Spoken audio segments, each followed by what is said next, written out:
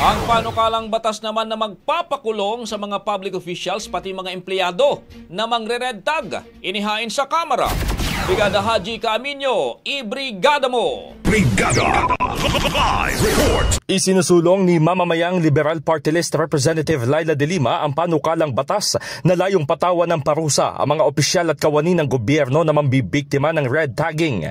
Batay sa House Bill 1841, itinuturing ng krimen ang pangre-red tag at bibigyang kahulugan na nag-aakusa sa mga individual, grupo o organisasyon bilang kaaway ng Estado, rebelde, komunista at terorista.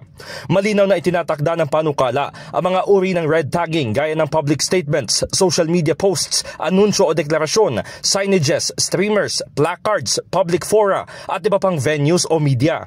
Ang sinumang mapatutunayang ng red tag ay makukulong ng 10 taon at hindi na maaaring humawak ng anumang posisyon sa pamahalaan. Bukod dito, kapag sinakta ng isang individual o grupo na red tag, paparusahan ng opisyal o empleyado ng mas mataas pa sa Article 265 ng Revised Penal Code of Physical Injuries. Kung pinatay naman ang biktima ng red tagging, murder ang isasampa laban sa accountable public official o kawani.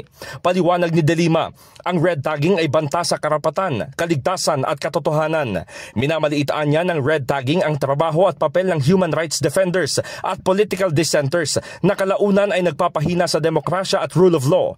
Mababatid na sa ilalim ng 19th Congress, naghain ng kaparehong panukala si nooy Representative Gus Tambunting, habang sa Senado naman ay si dating Senate President Franklin Drilon noong 18th Congress.